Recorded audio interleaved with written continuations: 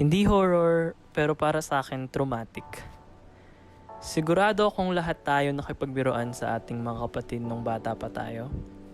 Minsan masaya, minsan nakakatuwa, minsan nakakasakit.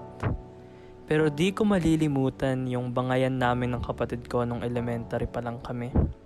For context, naghalo kasi mga jeans ng nanay at tatay ko sa kanya, kaya wala talaga siyang kamukha. Naalala ko isang gabi, maghahapunan kami, pero binibiro ko siya na ampon lang siya. Sabi ko, ampon ka lang, wala kang kamukha.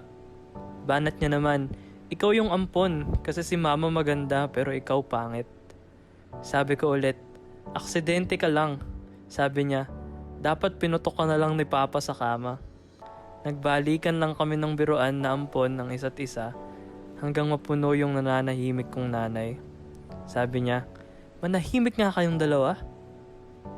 Natakot kami pareho ng kapatid ko. Dagdag pa ng nanay ko, ang ingay-ingay nyo, wala sa inyong ampon. Tapos tumingon siya sa akin, tinuro ako at sinabi, at kung meron mang aksidente, ikaw yon. Gusto ko na lang sana tumakbo sa time na yun, pero gutom na gutom talaga ako. Kung kayo, tatakbo ba kayo o magtitiis? Comment nyo sa baba, kasi ako, hurt pa din.